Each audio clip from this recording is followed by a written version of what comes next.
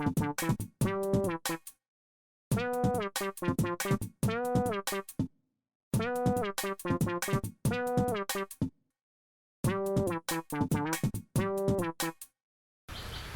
মা, শামসুর মা বাড়ি আছেন? আরে ভাইজান, আসসালামু আলাইকুম। আসেন আসেন, ঘরে আসেন। না না না, আমি ঘরে আসতে আসি নাই, একটা জরুরি কথা আছে। শামসুর কোনো খবর আছে? না না ভাইজান, এই যে 2-3 দিন আগে আমার সাথে ফোনে কথা হয়েছিল। তবে আপনি কোনো চিন্তা করেন না ভাইজান, আমার শামসু বলছে খুব তাড়াতাড়ি দেশে চলে আসবে। আরে এক কথা শুনতে আর ভাল লাগে না, আমার মেয়ের তো একটা জীবন আছে নাকি? ভাইজান আপনি কোনো চিন্তা করেন না, আমার শামসু ওরকম ছেলেই না।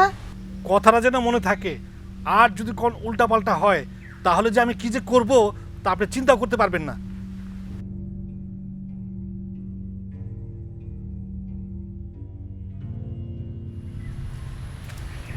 চাচা, আসসালামু আলাইকুম চাচা, ভালো আছেন? ওয়ালাইকুম আসসালাম। আচ্ছা চাচা, আমারে দেখেন তো, আমারে আপনার কেমন লাগে কম তো? আরে কাজে কথা বলো। কাজের কথাটা হইলো গিয়া, এই গ্রামে তো পারফেক্ট জামাই হিসাবে, মানে আপনার জামাই হিসাবে আমি তো আছি না। ওই বিদেশ ফেরত জামাইয়ের লেগে অপেক্ষা করা লাগে আপনার। আই তুই গেলি? দেমাক ভোট এবার।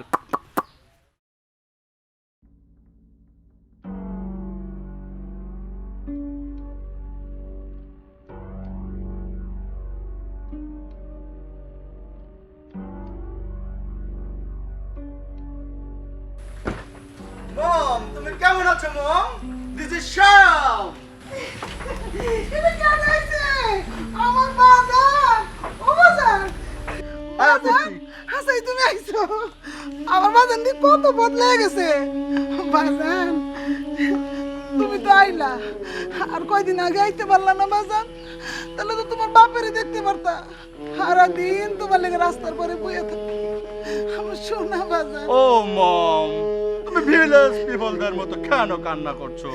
This is Shyam, come here for village. চলে এসেছি, কান্না করো না মা, বৃষ্টি হচ্ছে। চলো চলো ভিতরে চলো চলো।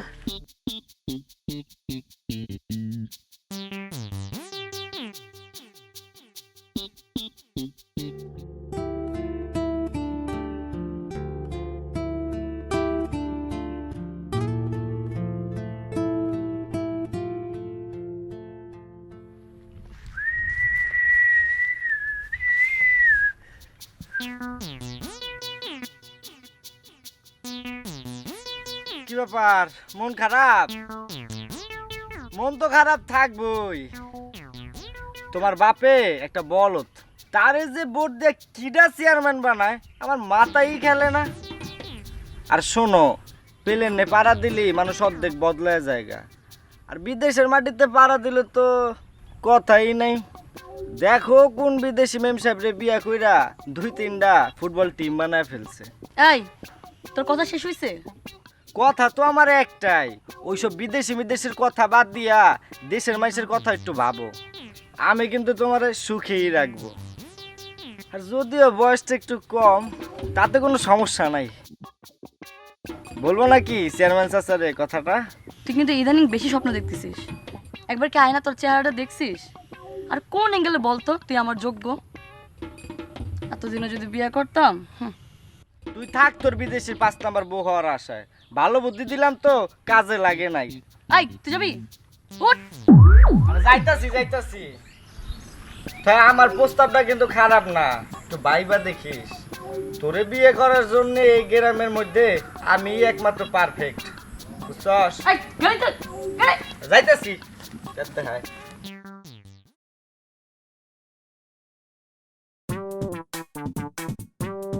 হাই গাইস, তোমরা কেমন আছো? হ্যাঁ ভালো আছি। কিরে তুই শামসু না? Shamchu? How funny Shamchu? Don't call me Shamchu, I am Shyam. Shyam? তোমরা এখনো সুধা মাটির গন্ধেই পড়ে আছো। তোমাদের আরো স্মার্ট হতে হবে, আর স্মার্ট হওয়ার জন্য তোমাদের একবার হলেও সুদূর ভিলেজ যেতে হবে। আর ভিলেজ যাওয়ার জন্য যত খরচ লাগে এই শ্যাম দিবে। দিস ইজ শ্যাম। হে কিরে পাগল টাগল হয়েছে নাকি? কিছুই তো কথা বুঝতেছি না। I am come from village, চলে এসেছি। এখন বলো, তোমাদের আমি বুফে চা খাওয়াবো। বুফে চা খাওয়ার জন্য চা স্টলটা কোন দিকে? চা স্টল তো ওই যে ওইদিকে। ওকে, follow me. Come here!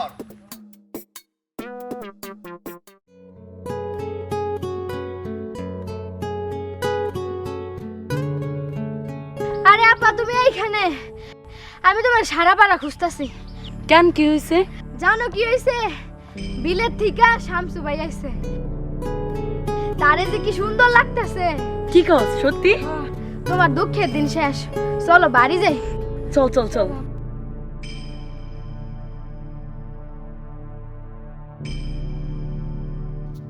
Uncle! Uncle! Assalamu alaikum, uncle! ওয়ালাইকুম আসসালাম। কেমন আছেন? হ্যাঁ হ্যাঁ ভালো। তুমি আসছো বাবাজি? জি আঙ্কেল, আমি চলে এসেছি ফ্রম ভিলেজ।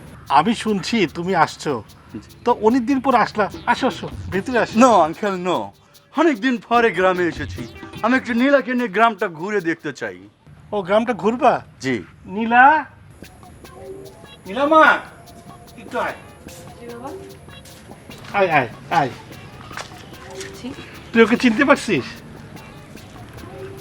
জি বাবা। অনেকদিন পর ও বিদেশ থেকে গ্রামে আসছে, তো ওকে একটু গ্রামটা দেখিয়ে নিয়ে। Come in, beautiful. এইভাবে? No problem. I'm Sham. Come with me.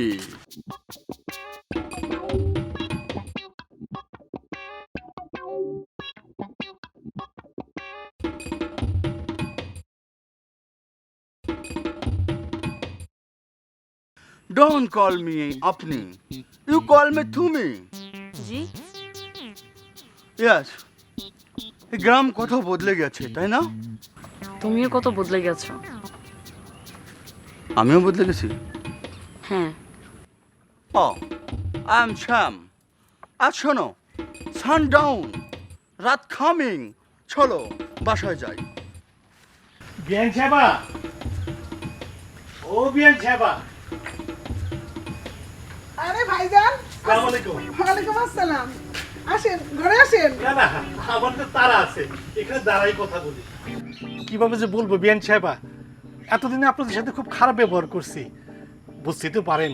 ঘরে বিবাহযোগ্য কন্যা থাকলে কত চিন্তা। এখন যখন বাবাজি আইসেই পড়ছে, তাহলে আমি আর দেরি করবো না। আমি ওই কথাই বলি, আপনার অনেক অবদান আমার শামসুর পিছনে। আপনি যদি সময় মতো টাকাগুলো না দিতেন, তাইলে ওর বিদেশ যাওয়া হইতো না, আর অনেক টাকা রোজগারও করতে পারতো না। কি যে বলেন বিয়ান সাহেবা, আরে টাকা পয়সার মালিক হলো আল্লাহ। তাহলে বিয়ান সাহেবা, আগামী 5 জুম্মা আমি বিয়ের কাজটা সারে ফেলতে চাই, কি বলেন? জি জি আচ্ছা।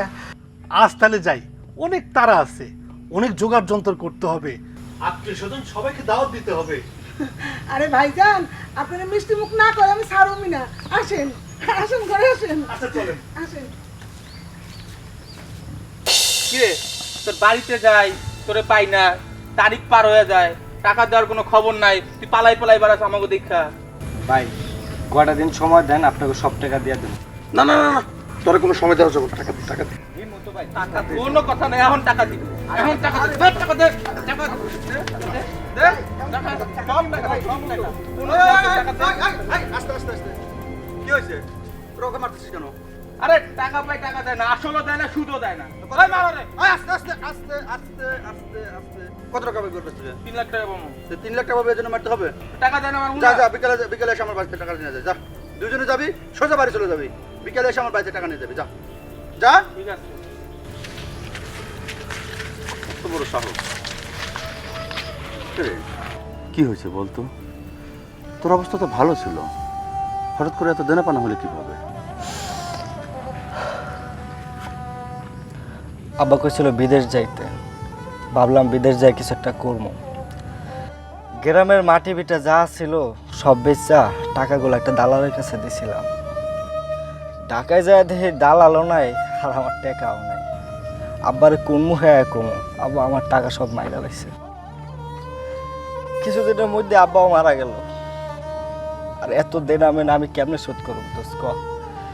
এই পৃথিবীতে আব্বা ছাড়া আমার তো আর কেউ ছিল না। দোস্ত তুই আমার অনেক বড় উপকার করছিস রে। আমি অযথাই নীলি রে তোর নামে উল্টাপাল্টা কথা বলছি, তুই আবার মাফ করে দিস। ছি দোস্ত, কি বলছিস এসব? তুই আমার বয়সে ছোট হলেও তুই তো আমার বন্ধু। আর বন্ধুর জন্য বন্ধু যদি এতটুকু না করে, তাহলে কিসের বন্ধুত্ব বল? তুই আমার অনেক বড় একটা উপকার করেছিস, যে উপকারের কথা কোনোদিন ভুলবো না। তুই তো আমার চোখ মুখ খুলে দিয়েছিস রে। আচ্ছা ঠিক আছে দোস্ত, তুই কোনো টেনশন করিস না, তুই বাড়ি যা, আমি দেখতেছি বিষয়টা। যা।